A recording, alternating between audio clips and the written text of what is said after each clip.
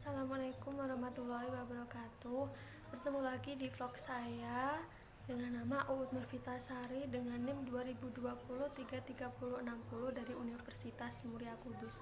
Nah, di sini saya akan menerangkan mengenai perspektif global dari visi antropologi dan perspektif global dari visi sosiologi. Nah, yang pertama ada antropologi adalah ilmu yang mempelajari orang, bentuk, ciri fisiknya, masyarakat dan budaya. Khususnya antropologi budaya yang dikemukakan oleh Wenjaneningrat dikatakan sebagai pengganti ilmu budaya, merupakan studi tentang manusia dengan kebudayaannya.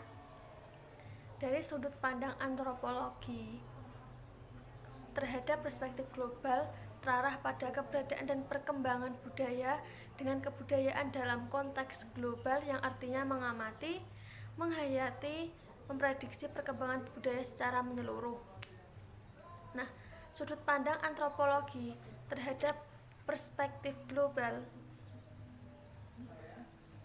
berarti mengamati, menghayati, memprediksi perkembangan kebudayaan secara menyeluruh dari unsur-unsur yang berkaitan satu sama lain dan terintegrasi dalam kehidupan manusia.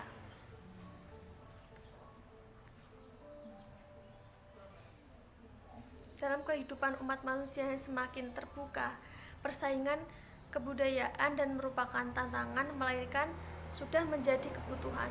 Kenyataannya, negara-negara dunia termasuk di dalam Indonesia secara sengaja melakukan pertunjukan kesenian keliling dunia.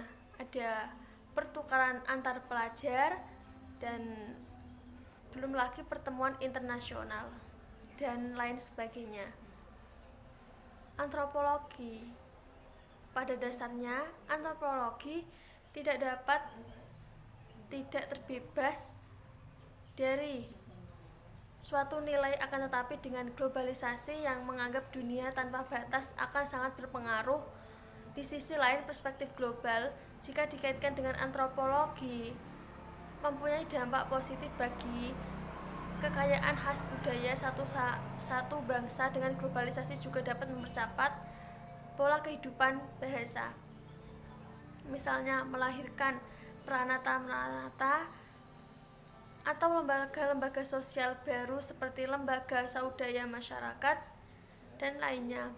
Akan tetapi dalam sosial dan budaya menimbulkan dampak negatif dari globalisasi, yaitu meningkatkan individualisme, perubahan pola kerja, terjadinya pergeseran nilai kehidupan dalam masyarakat.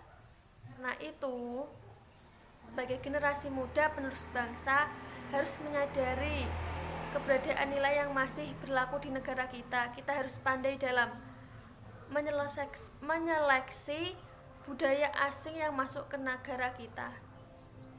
Nah, sekian materi mengenai perspektif global dari visi antropologi. Nah, selanjutnya ada perspektif global dari visi sosiologi. Sosiologi adalah studi ilmiah tentang fenomena yang timbul akibat hubungan kelompok-kelompok umat manusia dan lingkungan manusia dalam hubungannya satu sama lain. Motif interaksi sosial sangat beragam dilandasi oleh tujuan tertentu. Contohnya, hubungan antara produsen dan konsumen yang dilandasi oleh motif ekonomi. Akibat interaksi sosial yang makin intensif sampai ke tingkat global menunjukkan perubahan sosial di masyarakat sampai ke proses modernisasi. Nah, dalam kemajuan penerapan dan pemanfaatan iptek di bidang transportasi dan komunikasi menjadikan interaksi sosial ini makin intensif dan meluas. Interaksi bisa terjadi secara fisik maupun non-fisik melalui internet. Teknologi komputer melalui email menyebabkan dunia ini menjadi tanpa batas. Secara non-fisik, secara fisik batas-batas wilayah setiap negara berdasarkan hukum internasional yang jelas. Nah, terdapat hal-hal yang positif yang berdampak sosial seperti pertukaran pengalaman, pertukaran kemampuan, pertukaran nilai, dan seterusnya wajib disyukuri. Contoh ada pertandingan olahraga, kunjungan dan pertukaran pemuda belajar, dan pertemuan pramuka atau jambore dan lain sebagainya. Nah, dari arus global dan interaksi sosial baik langsung maupun media tentu saja wajib diwaspadai, yaitu ada pergaulan bebas, pemakaian obat terlarang, kebiasaan minum minuman keras, dan lain sebagainya. Dari hal tersebut, akibat interaksi sosial yang makin intensif sampai ke tingkat global, menunjukkan perubahan sosial di masyarakat sampai ke proses modernisasi.